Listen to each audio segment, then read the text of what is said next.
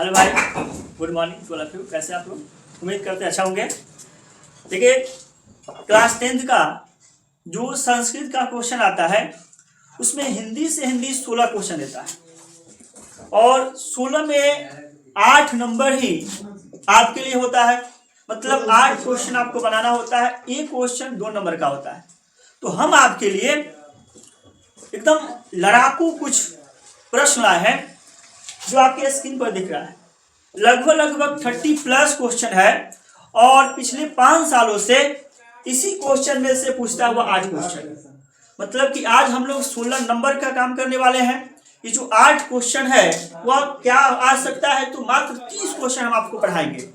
आपको हम मात्र 30 क्वेश्चन देंगे और वही 30 क्वेश्चन में से आपके एग्जाम में आएगा। तो चलिए देखते हैं 30 क्वेश्चन कौन कौन सा है। पहला क्वेश्चन है भाई, कह रहा है पहला क्वेश्चन क्या, कर्ण की दानवीरता का वर्णन अपने शब्दों में करें। कर्ण की दानवीरता का वर्णन अपने शब्दों में करें। कर्ण की दानवीरता शीर्षक पाठ में महाभारत के प्रसिद्ध पात्र कर्ण की दानवीरता दिखाई गई। इंद्र कर्ण से छल पूर्वक कवच कुंडल मांगते हैं। कर्ण जानता है कि ब्राह्मण वेशधारी इंद्र पांडवों के लिए चाहते हैं। चूंकि सूर्योपासना के समय कोई भी याचक खाली हाथ नहीं लौटता, याचक मतलब क्या है, अतः धर्म की रक्षा के लिए कर्ण को कवच कुंडल दान में दे देते हैं। यह पहला क्वेश्चन। नेक्स्ट करें भाई, नेक्स्ट क्वेश्चन है विश्व शांति पाठ का उद्देश्य क्या है। विश्व शांति पाठ का उद्देश्य क्या है? तो कह रहे कि विश्व शांति पाठ का शाब्दिक अर्थ है विश्व की शांति। सभी जगह ईर्ष्या, अविश्वास आदि जैसे दुर्गुण विद्यमान है। ये दुर्गुण जहां विद्यमान हो वहां शांति कल्पना नहीं की जा सकती है। शांति भारतीय दर्शन का मूल तत्व है। अतः विश्व शांति पाठ का मुख्य उद्देश्य आपसी द्वेष, असंतोष आदि को दूर कर शांति का पाठ पढ़ाना है। यह आपका दूसरा क्वेश्चन हुआ।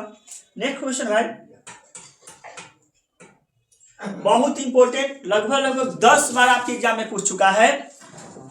कर्ण वीर कथा से हमें क्या शिक्षा मिलती है?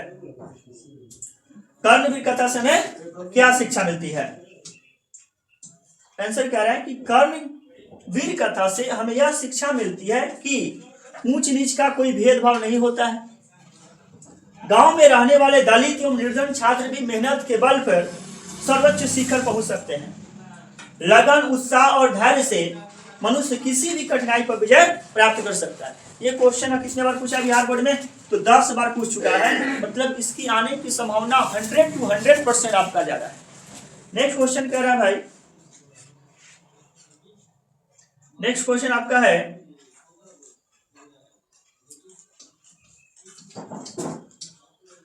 पाटलिपुत्र नगर के वैभव का वर्णन करें। वैभव मतलब सुंदरता। पाटलिपुत्र की सुंदरता का वर्णन करना आपको। करें कि पाटलिपुत्र प्राचीन काल से ही अपनी वैभव के लिए प्रसिद्ध है। यहाँ विदेशी यात्रियों ने भ्रमण किया और इसके वैभव को अपनी रचनाओं में स्थान दिया। मेगास्थनीज ने लिखा है कि चंद्रगुप्त मौर्य के काल में यहाँ की शोभा और रक्षा व्यवस्था अति उत्कृष्ट थी। राजशेखर ने लिखा है कि यहाँ बड़े बड़े कवि व्यासकर, भास्कर परिचित हुए। आज पाटलिपुत्र नगर पटना के नाम से विख्यात है। नाम से जाना जाता है, जहां संग्रहालय, गोलघर, जैविक उद्यान आदि दर्शनीय स्थल है। ये पटना के बारे में। नेक्स्ट क्वेश्चन भाई, कर्मवीर कथा का सारांश। देखिए, बहुत इंपॉर्टेंट क्वेश्चन है। जो हम क्वेश्चन को हाईलाइट कर रहे हैं ना, समझिए कि यह 10 बार आपके एग्जाम में पूछ चुका है। मतलब यह 100 to 100% अब की बार आने ही वाला है। इसको एकदम माइंड पर रखिए आप। कर्मवीर कथा का सारांश, कर्मवीर कथा जो आपका चैप्टर में है पूरा, उसका सारांश आपको बताना है। और ये क्वेश्चन कितना नंबर का आता है? एक क्वेश्चन मात्र 2 नंबर का। संस्कृत बिल्कुल आसान है। उसमें क्या करता है, बहुत सारा हिंदी का पूछ देता है। तो कर्मवीर कथा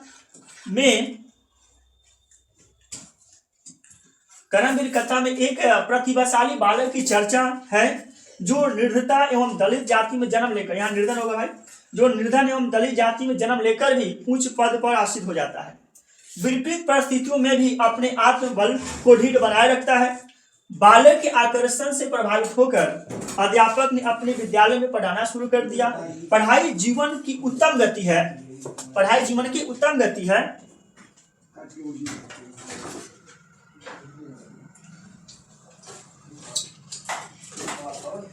उसने पढ़ना शुरू कर दिया और फिर स्नातक की परीक्षा में, स्नातक मतलब ग्रेजुएशन की परीक्षा में विश्वविद्यालय में प्रथम स्थान प्राप्त किया।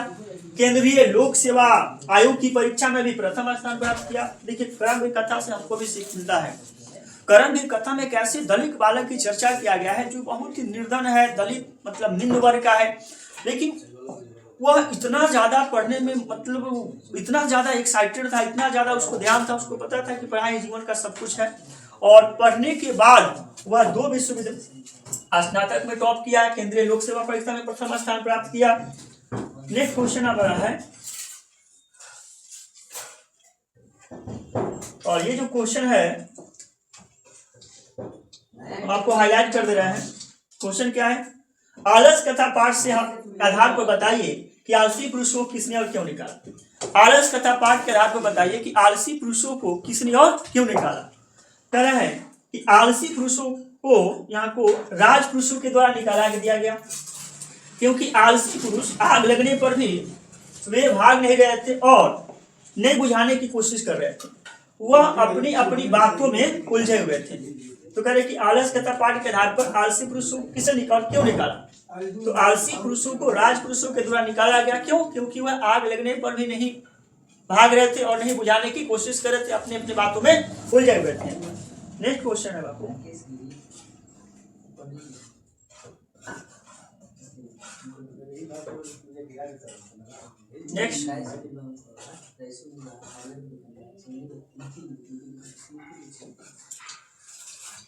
नेक्स्ट क्वेश्चन है, वेदांत कितने हैं, उनके प्रवर्तकों एवं शास्त्रों के नाम लिखें। देखिए, वेदांत 6 है, उनके प्रवर्तक इस प्रकार: शिक्षा पाणिनि, कल्पकरुण, बौद्धायन गौतम, भारहरण, व्याकरण पाणिनि, निरुक्त, यास्क, छंद पिंगल या पिंगल, ये आपके वेद अंग है, उसके प्रवर्तक हैं। एक यहाँ होगा ज्योतिष आपका लगन है। नेक्स्ट क्वेश्चन है,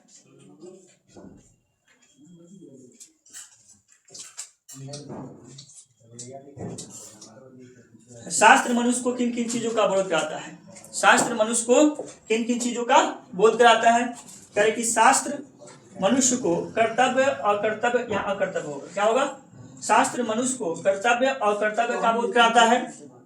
शास्त्र नित्य एवं शाश्वत है, सांसारिक विषयों में अनुरहित अथवा विपरीत नित्य मानव रचित उपासनाओं का संतोष करता है। हमारा क्वेश्चन है, अगला क्वेश्चन है भाई, पाटलिपुत्र के वैभव का वर्णन करें। शायद क्वेश्चन 2 बार रिपीट हो गया है।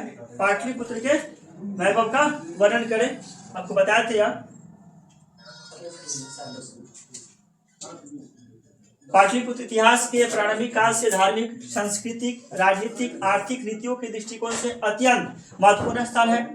विदेशी यात्री, मेगास्टिक, फायान इत्यादि लोगों ने इनका वर्णन अपने अपने रचित ग्रंथों में किया है। प्राचीन संस्कृत ग्रंथ में इसका नाम पुष्पुर या कुसुमपुर मिलता है। हाँ जी, ऑब्जेक्टिव क्वेश्चन कहता है पाटलिपुत्र को पुष्पुर या कुसुमपुर भी कहा जाता है, या इसका प्राचीन नाम है। नेक्स्ट क्वेश्चन है, और अगला क्वेश्चन है बहुत इंपॉर्टेंट है।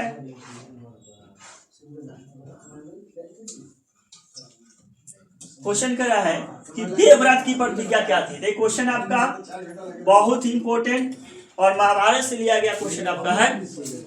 देवव्रत की प्रतिज्ञा क्या थी? तो कह रहे कि देवव्रत की प्रतिज्ञा थी कि आजीवन ब्रह्मचार्य व्रत रखूंगा, आजीवन ब्रह्मचार्य व्रत रखूंगा। सत्यवर्ती का पुत्र ही राज्य का उत्तराधिकारी होगा। इस प्रतिज्ञा के कारण ही शांतनु का विवाह धीवर पुत्री सत्यवर्ती से होता है। ये क्वेश्चन इंपोर्टेंट है, हाईलाइट कर देते हैं आप, इस पर ज्यादा फोकस कीजिएगा आप लोग। नेक्स्ट क्वेश्चन है, नीति श्लोक का पाठ में मृड राधम किसे कहा गया? देखिए, नीति श्लोक का पाठ में मृड राधम किसे कहा गया? तो कह रहे कि नीति श्लोक का पाठ में मृड राधम उस मूर्ख मनुष्य को कहा गया है जो मूर्ख हृदय वाला एवं नीच होता है, जो बिन बुलाए प्रवेश करता है, बिन बुलाए बोलता है और नहीं विश्वास करने योग्य बातों पर भी विश्वास करता है। ये आपका क्वेश्चन, और इस क्वेश्चन को हम आइलान कर देते हैं क्योंकि यह 4 बार आपके एग्जाम में आ चुका है और इस बार आने की पॉसिबिलिटी बहुत ज्यादा है। नेक्स्ट क्वेश्चन बाबू, अगला क्वेश्चन क्या भाई? अगला क्वेश्चन हम लोगों का है क्वेश्चन नंबर 12, जयदेव कवि का परिचय। इसको आंख बंद कर 10 बार पूछा जा चुका है। जयदेव कवि का परिचय 10 बार पूछा जा चुका है, फिर से आने की संभावना है। हालांकि यह 30 जो क्वेश्चन आपको दे रहा है ना, एकदम 100 to 100% आप लिख कर ले लीजिए कि 30 में से एक भी क्वेश्चन आपका दूसरा जगह से नहीं आएगा, इसी में से चला है। जयदेव कवि का परिचय। जयदेव कवि गीत गोविंद के रचयिता है। वे लक्ष्मण सेन के दरबारी पंडित थे। ऐसा सुना जाता है कि लुटेरों ने धन छीनकर, हाथ काटकर उन्हें कुएं में डाल दिया था। रास्ते से गुजरते समय राजा उन्हें कुएं से निकालकर अपने दरबार में लाए। राजा की कृपा पाकर जयदेव कवि उसी दरबार में पंडित के पद पर सुशोभित हुए।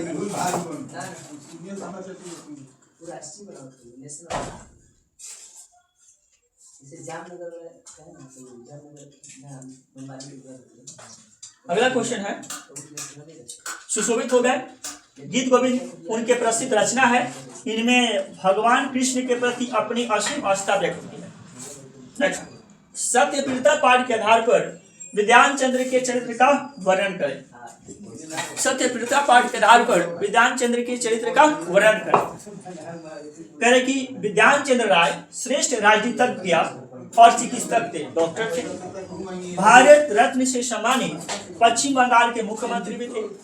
वे छात्र जीवन में प्रत्येक परीक्षा में प्रथम स्थान प्राप्त करते थे, किंतु एक बार महाविद्यालय की परीक्षा में फेल हो गए क्योंकि वह अपने प्रचार के पक्ष में गवाही न देकर न्याय में सत्य के पक्ष की ओर गवाही दे दी, जिसके फलस्वरूप वे फेल कर दिए गए। परंतु इसमें क्या होगा, परंतु जब समय आए ना तो प्रचार अपने छात्र से लज्जित हो गए और उनको पुरस्कार मिला। अगला क्वेश्चन है,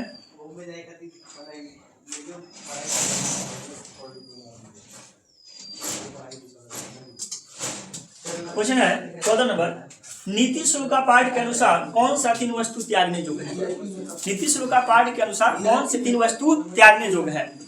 तो कहते हैं कि नीति शुल्का पाठ के अनुसार काम, क्रोध तथा लोभ ये त्यागने योग्य है। ये तीनों मनुष्य को आचरणहीन बना देते हैं या मनुष्य को नरक के मार्ग पर ले जाते हैं। कहाँ ले जाते हैं? नरक के मार्ग पर। नेक्स्ट क्वेश्चन,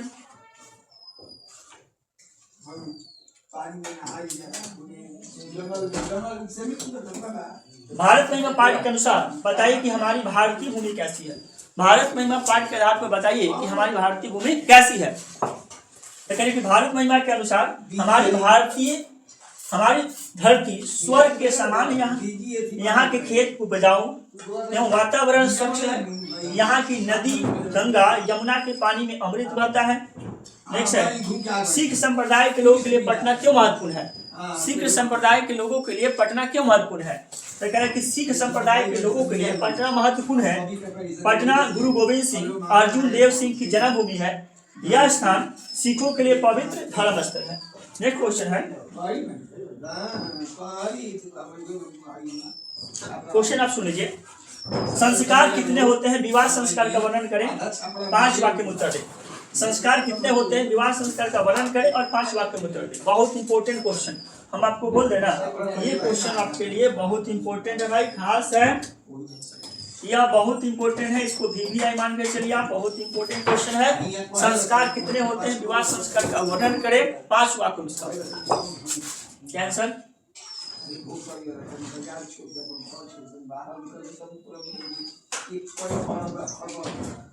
आंसर करें कि भारतीय जीवन दर्शन का महत्वपूर्ण स्रोत विवाह संस्कार ही है। विवाह संस्कार से ही मनुष्य सांसारिक जीवन में प्रथम प्रवेश करता है। विवाह के पवित्र संस्कार में विवाह मंडप में अनेक प्रकार के कर्मकांड होते हैं। उनमें वरदान, मंडप निर्माण, वधु पक्ष के घर में वर पक्ष का सुस्वागत, वधु का स्वागत, निरीक्षित कन्यादान, अग्नि स्थापना, सिंदूरदान आदि माना जाता है। नेक्स्ट क्वेश्चन है 18 नंबर क्वेश्चन।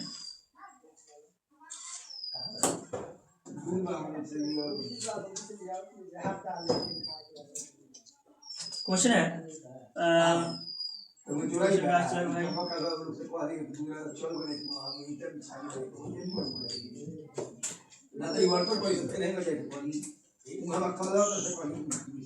क्वेश्चन है भारत महिमा पाठ के आधार पर भारत भूमि कैसी है।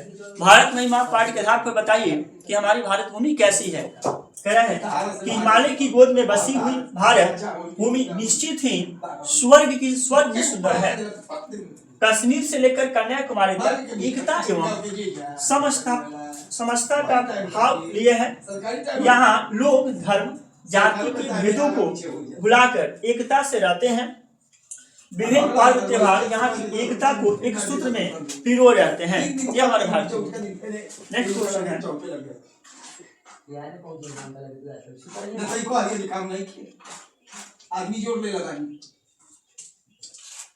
नीति श्लोक का पाठ के आधार पर मनुष्य के अच्छा होगा दोषों का हिंदी में लिखें। नीति श्लोक का पाठ के आधार पर मनुष्य के 6 दोषों का वर्णन कर रहा है। नीति श्लोक का पाठ में मनुष्य के 6 दोष निंद्रा तंद्रा क्रोध भय आलस दीर्घ सूत्र बताए गए हैं। इन्हें छोड़कर ही व्यक्ति उन्नति कर सकता है, इन्हें रखकर कोई उन्नति नहीं कर सकता। मतलब इसे त्यागे ही मनुष्य अपने जीवन में उन्नति कर सकता है, अदरवाइज इसको रखकर मनुष्य अपने जीवन में उन्नति नहीं कर सकता है। नेक्स्ट क्वेश्चन बाबू, अगला क्वेश्चन है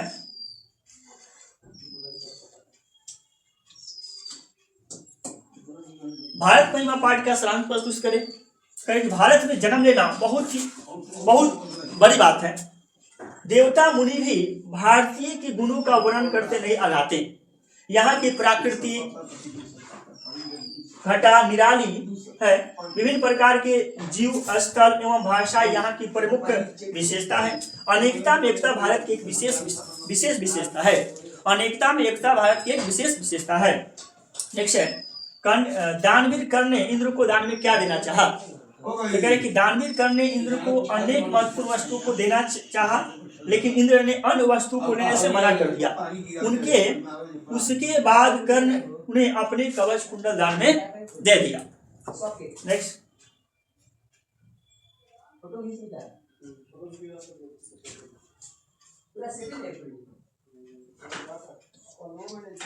क्वेश्चन है क्या नीति श्लोक का पाठ के आधार पर पंडित के कौन कौन से गुण है।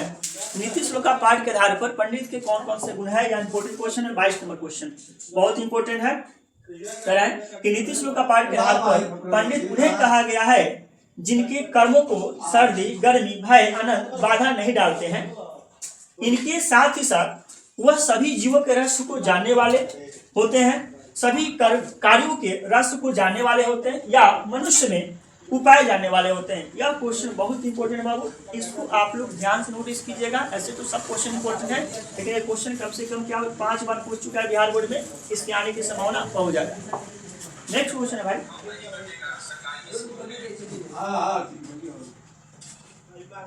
क्वेश्चन शायद रिपीट हो चुका है, बता दिया हम। शास्त्र मनुष्य को किन किन चीजों का बोध कराता है। शास्त्र मनुष्य को किन किन चीजों का बोध कराता है, उसको हटाकर आगे किया जाए। चलिए 24 नंबर क्वेश्चन। 24 नंबर क्वेश्चन बहुत इंपॉर्टेंट है आपके लिए, इसको हम एक बार हाईलाइट कर देते हैं, ठीक है। 24 नंबर क्वेश्चन क्या है। स्वामी दयानंद सरस्वती पूजा के विरोधी थे कैसे। स्वामी दयानंद सरस्वती पूजा के विरोधी थे कैसे। कह रहा है कि जब स्वामी दयानंद सरस्वती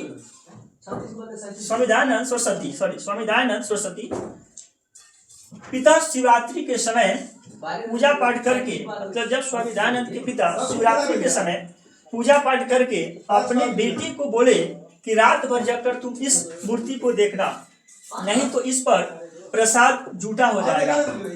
उस रात्रि में स्वामी दयानंद सरस्वती ने देखा कि एक चूहा शिव की मूर्ति पर चढ़कर वहां का प्रसाद खा रहा है। तब से वे सोचने लगे क्या कि जब इतने छोटे से चूहे को भगवान नहीं भगा सकते हैं तो हम लोगों का दुख कैसे दूर करेंगे। अतः उसी समय से स्वामी दयानंद मूर्ति पूजा के विरोधी हो गए। क्वेश्चन बहुत इंपॉर्टेंट है, स्वामी दयानंद मूर्ति पूजा के विरोधी थे कैसे? ये घटना पर आधारित है भाई कि जब स्वामी दयानंद के पिता शिवरात्रि के समय स्वामी दयानंद से बोले कि बाबू ऐसे काम करो कि तुम रात भर रखकर शिवलिंग का देखभाल करना, इस पर चढ़ाया गया प्रसाद जूठा ना हो जाए। तो स्वामी दयानंद को ऐसे लगने लगा तो रात भर देख क्या रहे हैं कि शिवलिंग पर चढ़ाए हुए जो प्रसाद है वो तो चूहा जूठा कर रहा है। तो भगवान को यह लगा कि स्वामी दयानंद को यह लगा कि जब भगवान इतनी छोटी सी चूहे को नहीं भगा सकते तो हम लोग का जो कैसे दुख करेंगे। यही बात है। नेक्स्ट क्वेश्चन है बाबू क्या, शायद 25 नंबर क्वेश्चन हो गया, 5वां क्वेश्चन होगा।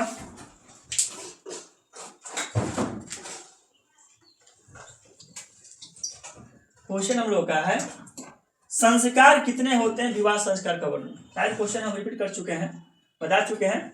संस्कार मुख्यतः 5 प्रकार और इस प्रकार कितना होगा 16 होगा, मुख्य रूप से 5 होगा। भारतीय जीवन दर्शन का महत्वपूर्ण स्रोत विवाह संस्कार है। विवाह संस्कार से मनुष्य गृहस्थ मतलब सांसारिक जीवन में प्रवेश करता है। विवाह के समय विवाह मंडप में अनेक प्रकार के कर्मकांड होते हैं, इसे बता चुके हैं आपको, जैसे वरदान, मंडप निर्माण, बहु पक्ष के घर में वर पक्ष का स्वागत, कन्यादान, अग्निदान, सिंदूरदान आदि होता है। क्वेश्चन अच्छा है बाबू। नेक्स्ट है क्वेश्चन है कर्ण कौन था, उसकी क्या विशेषता थी? तो कर्ण कुंती का पुत्र था। महाभारत से क्वेश्चन है, इंपॉर्टेंट क्वेश्चन। महाभारत के युद्ध में उसने कौरव के पक्ष से लड़ाई की। उसके शरीर पर जन्मजात कवच और कुंडल था। जब तक कवच और कुंडल उसके शरीर पर से अलग नहीं होता तब तक कर्ण की मृत्यु असंभव थी। यही तो कर्ण की क्या विशेषता थी, उसके शरीर पर जन्मजात कवच कुंडल था। जब तक कवच और कुंडल उसके शरीर पर रहता उसका मृत्यु असंभव था। नेक्स्ट क्वेश्चन है आलस्यकता पाठ से है।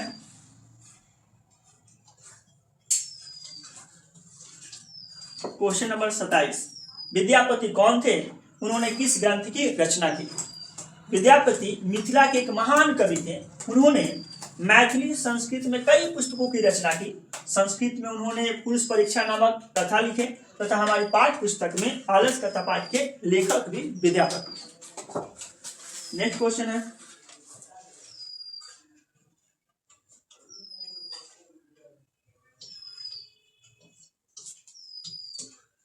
आलस्य के कर्मचारियों ने आलसू की परीक्षा क्यों ली? यह क्वेश्चन बहुत इंपॉर्टेंट है। आलस्य के कर्मचारियों ने आलसू की परीक्षा क्यों ली? तो कह रहे कि आलस्यशाला में आलसू की सुख सुविधा को देख वास्तविक आलसी कम और बनावटी आलसियों की भीड़ अधिक हो गई, जिसे जिसे अलग अलग खर्च मतलब आलस्यशाला का खर्च बढ़ता गया। अतः आलस्यशाला के खर्च को कम करने तथा सही आलसियों की पहचान के लिए आलस्यशाला के कर्मचारियों ने आलसियों की परीक्षा ली। इस परीक्षा से उन्होंने सही आलसियों की चुन लिया।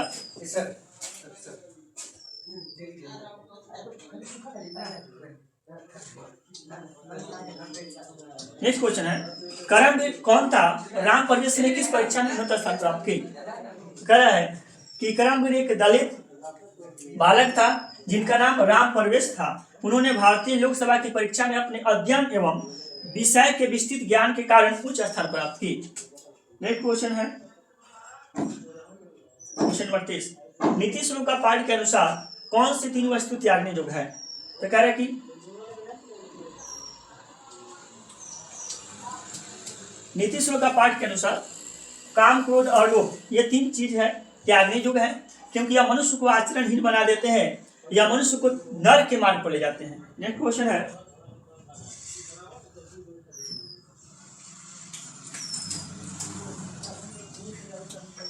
संस्कार का मानव जीवन में क्या योगदान? तो कह रहे कि मानव जीवन को सफल बनाने में संस्कार का महत्वपूर्ण योगदान है। मानव को चरित्रवान बनाने में संस्कार का प्रथम योगदान है। वह लोगों के दोषों को निकाल कर उसे गुणवान बनाता है। यही संस्कार मानव को मानव रूप प्रदान करता है। उसकी आचार विचार बदल जाते हैं। अतः जीवन में संस्कार का महत्वपूर्ण योगदान है। नेक्स्ट क्वेश्चन है, चलो ज्यादा नहीं होगा, 35, 36, 36 क्वेश्चन है। नेक्स्ट क्वेश्चन है, हाँ क्वेश्चन आपका है हमें संस्कृत क्यों सीखना चाहिए? हमें संस्कृत, चलिए संस्कृत हम लोग पढ़ रहे हैं और क्वेश्चन आ गया कि हमें संस्कृत क्यों सीखना चाहिए। संस्कृत सीखने से हमें संस्कार मिलता है, इससे उत्तम आचरण का ज्ञान होता है, इसके अध्ययन से संसार में मानव का विकास होता है, यह विश्व में एकता स्थापित करने वाले विषय है। इसे सीखने से विद्यार्थियों में शिष्टाचार का भावना बढ़ता है, अतः हमें संस्कृत अवश्य सीखना चाहिए। नेक्स्ट क्वेश्चन है,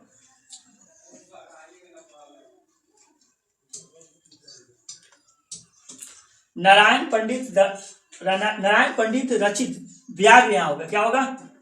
व्याघ्र पति कथा पाठ का उद्देश्य, मूल उद्देश्य क्या है?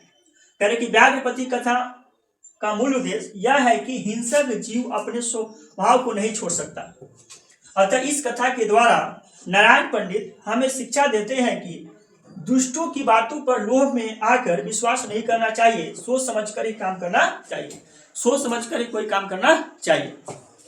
नेक्स्ट क्वेश्चन है,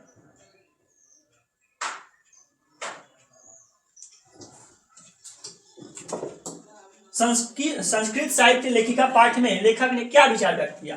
तो संस्कृत साहित्य लेखिका पाठ में लेखक का विचार है कि प्राचीन काल से लेकर आज तक महिलाओं ने संस्कृत साहित्य में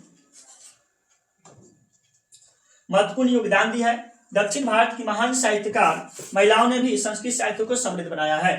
नेक्स्ट क्वेश्चन है, राम प्रवेश का जन्म कहाँ हुआ था? उन्होंने देश की सेवा से कैसे यश अर्जित की? राम प्रवेश का जन्म कहाँ हुआ था? उन्होंने देश की सेवा से कैसे यश अर्जित की?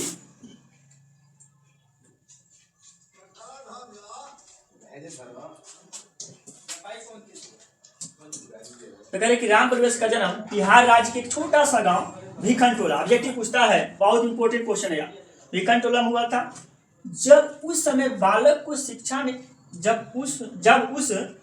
को शिक्षा ने अपने विद्यालय में लाकर शिक्षा देना शुरू किए, तब उस बालक ने शिक्षा को अपने जीवन का परम गति मान लिया और फिर वह विद्या अर्जित करने में दिन रात लग गया और अपने वर्ग में प्रथम स्थान प्राप्त करने लगा। इस प्रकार राम प्रवेश ने देश की सेवा से यश अर्जित की। बहुत इंपॉर्टेंट क्वेश्चन है।